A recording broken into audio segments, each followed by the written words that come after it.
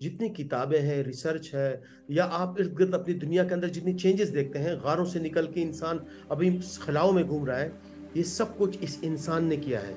तो एक कामयाब इंसान की सबसे जो फ़ोरमोस्ट निशानी होती है ना, वो उसकी कि दूसरे इंसान के साथ how effective and how influencing he can be to another human being, कि वो किसी दूसरे इंसान को कितना ज़्यादा इफ़ेक्टिव, कितना ज़्यादा कामयाबी के साथ पढ़ सकता है, उसको कंट्रोल कर सकता है और उसको इस्तेमाल कर सकता है। और एक दूसरी चीज़ होती है sense of proportion. Sense of proportion की सबसे मैं इसको सिंपल एग्जांपल दे सकता हूँ। आपने रोड क्रॉस करना है, ठीक है?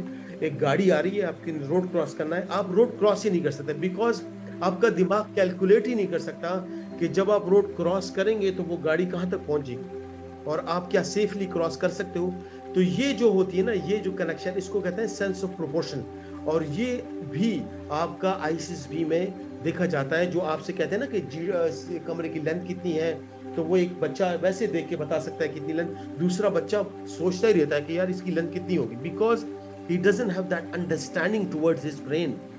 वो क्योंकि आजकल चीजें बच्चों ने अपनी सारी दुनिया जो है ना, वो अपने कंबल के अंदर, मोबाइल के अंदर कहीं घुसा के, कहीं छुपा के, लॉक लगा के उधर रखी हुई है। And they don't have any experience of the outside world जो कि बाहर है। बिकॉज एंड आजकल मुझे तो लगता है कि I was actually talking to one of my nephews who is right now at the academy, कहता है कि हमारी नॉलेज सबसे जम्मा है, आपकी नॉलेज है ज्यादा, आई अंडरस्टैंड दैट, लेकिन आप उस नॉलेज को अपने दिमाग के अंदर रिटेन नहीं कर सकते जितना मुझे पता है अपनी बचपन की एक एक चीज। बिकॉज मैंने अपनी दुनिया को टच किया है, मैंने उसको स्मेल किया है, मैंने उसको फील किया है, मैं उसको सुन चुका हूँ, मैं उसको देख चुका हूँ। I felt and I went through those experiences. आपने मोबाइल पे और गूगल पे चेक करके you might have got the more experience, लेकिन मेरा जो एक्सपीरियंस है मैं आपको उसके मुख्तलिफ एंगल से आपको बता सकता हूँ। You can not do it. आप बिल्कुल मुझे, आपका जो नॉलेज है वो बहुत स्पेसिफिक बेस है।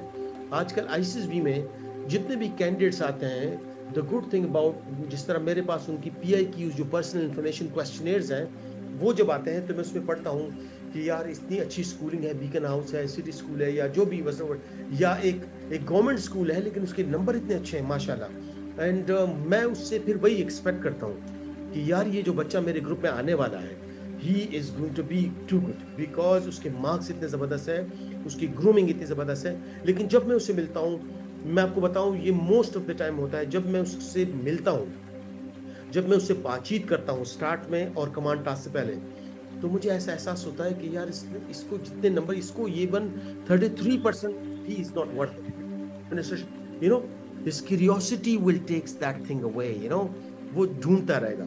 सो मुझे वो बच्चा चाहिए। मुझे एक्चुअल, और ये उसने ये काम ऐसे नहीं करना कि किसी ने उसको बताया है, वो अपनी उस भूख के लिए करता है, वो अपनी नॉलेज, क्यूरियोसिटी जो उसके अंदर है उसके लिए करता है। यही बच्चा जब, इवन अगर वो इंट्रोवर्ट भी हो, चाहे वो सारा दिन घर ही में रहता हो, लेकिन जब वो टास्क के ऊपर आएगा ना, तो उसका हर टास्क दूसरे टास्क से बहुत अच्छा होगा।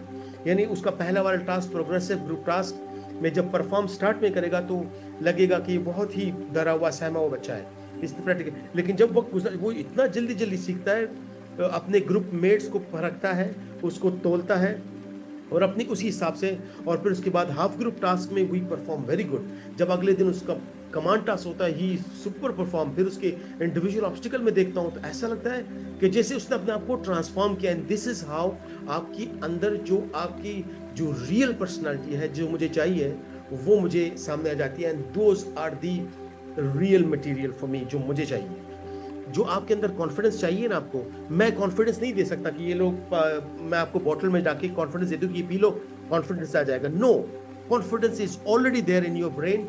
उसको मैंने आपको दिखाना है कि वो वाला कॉन्फिडेंस पड़ा हुआ है, go and get that and use it. तो जब आप इस तरह करोगे ना, जो आपकी अंदर वाली एबिलिटीज होती है, जब मैं आपको तरीका बताऊंगा कि वो एबिलिटीज आपने निकाल के उसको इस्तेमाल करना है, and you have to make, तो आपको अपने ऊपर ना रश आना शुरू हो जाए। And that rush is actually, आप आईसीएसबी में पोर्ट्रे होते हो कि आप एक ओरिजिनल कैंडिडेट हो, कोच नहीं। क्योंकि जब आप दूसरों से चीजें सीख के जाते हो, तो वो चीजें आप कितना ही ओन क्यों ना करो, वो दूसरी की चीज है, उसके लिए आपने मेहनत नहीं की, वो दूसरे ने आपको दी है, आपके दिमाग में डाल दिए, and you function over there. तो आईसीएसबी और सीएसएस में बहुत फर्क होता है। सीएसएस के लिए आप पढ़ते हो दबा के पढ़ते हो और आप पास हो जाते हो। ICSB is all about your personality.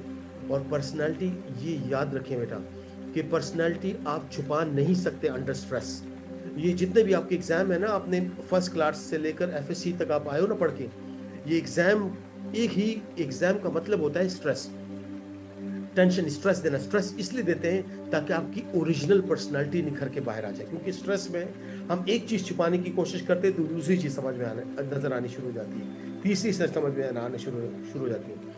तो बेटा ये एक्चुअल में एक प्रैक्टिकल टच होना, जो मैं बार बार अपने जितने भी सेशंस हैं कैंडिडेट से मैं उसको कहता हूँ, सोशलाइज हो जाओ, घर के सारे काम खुद करो, जाओ मिलो लोगों से।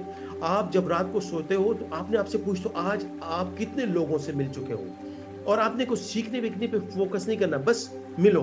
आपका दिमाग खुद ही कैलिब्रेट करता रहेगा, आपको बताएगा, आपको तस्वीर क्लियर करता जाएगा कि यार आपकी पर्सनैलिटी में ये चीज़ बुरी है, ये मैं निकाल लेता हूँ, वो चीज़ अच्छी है जो उसमें उस बंदे में मैंने देखी है, I am going to adopt that.